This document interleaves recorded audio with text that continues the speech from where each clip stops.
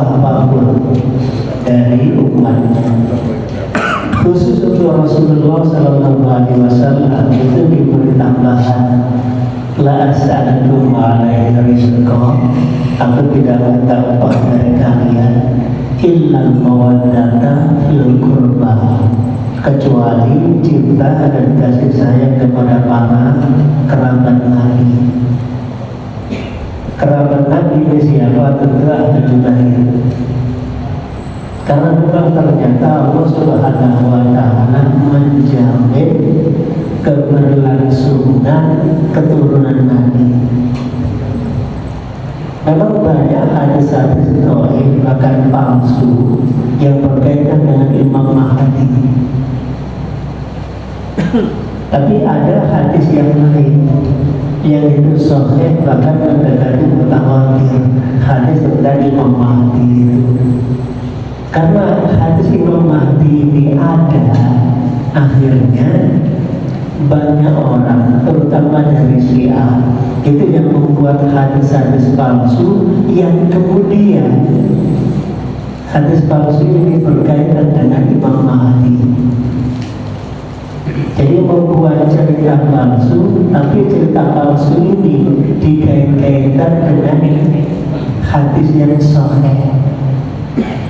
Dan ini memang paling bagus untuk sebuah fiksi. Fiksi dengan cerita bohongnya. Kalau zaman dulu Bapak Ibu, Majapahit itu ada, ayam muruk Gajah Mada itu ada, Pajajar itu ada. Akhirnya ada orang membuat cerita palsu, judulnya Sahur Sepuh. Maka Bentar itu tidak ada, Keramat Kumbara itu tidak ada, Mantili itu tidak ada. Terus satu lagi, si pedang setan itu juga tidak ada. Keramat Kumbara juga tidak ada. Kelas mini itu juga tidak ada. Tapi masalahnya cerita-cerita palsu ini kemudian dikait-kaitkan dengan cerita yang asli. Sehingga apa? Seakan-akan itu nyata bahwa dulu ada tokoh namanya Brahma Kumbara.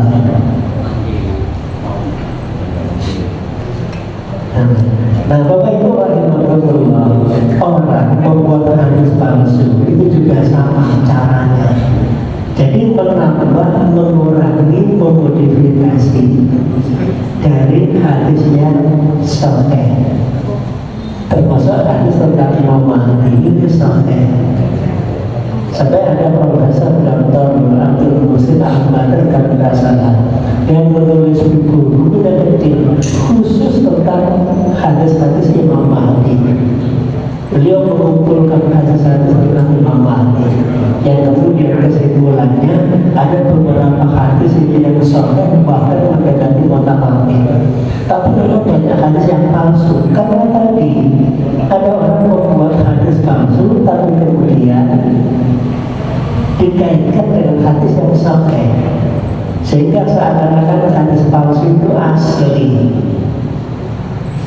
Ini yang kadang-kadang kita atau bahkan banyak para tokoh, para pemikir, tentu pemikirnya bukan ulama ya, tapi dia para sejarawan pemikir, itu sampai mengatakan hadis-hadis Imam Mahdi itu palsu, tidak ada Imam Mahdi. Sampai seperti itu, dianggap mitos.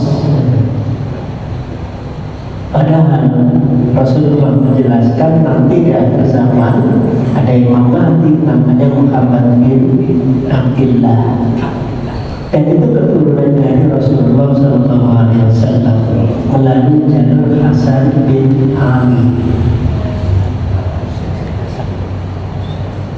Nah, Bapak Ibu rahimahullah, yang diminta oleh Rasulullah itu hanya ada dua. Rasulullah tidak minta upah, Rasulullah tidak minta apapun, hanya minta al-mawaddata. Jadi cinta dan kasih sayang kepada keluarga Nabi, cinta dan kasih sayang, menghormati. Apakah wa ta'at? Tidak. Karena taat dengan hormat itu beda.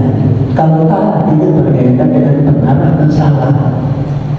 Tapi kalau hormat, anak wajib menghormati orang tua.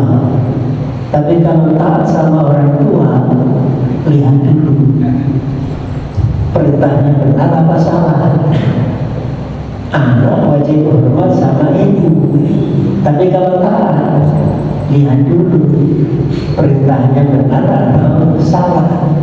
Kalau perintahnya benar dilaksanakan, kalau perintahnya salah melanggar agama tidak boleh taat. Tapi hormat itu wajib. Kita menghormati tokoh pemimpin itu wajib, siapapun dia. Sampai-sampai orang seperti Fir'aun itu dihormati oleh Nabi Musa alaihissalam. Dan itu perintah Allah. Waqula lahu qawlan layyinan. Katakan kepada Fir'aun dengan ucapan yang lemah lembut, penuh hormat.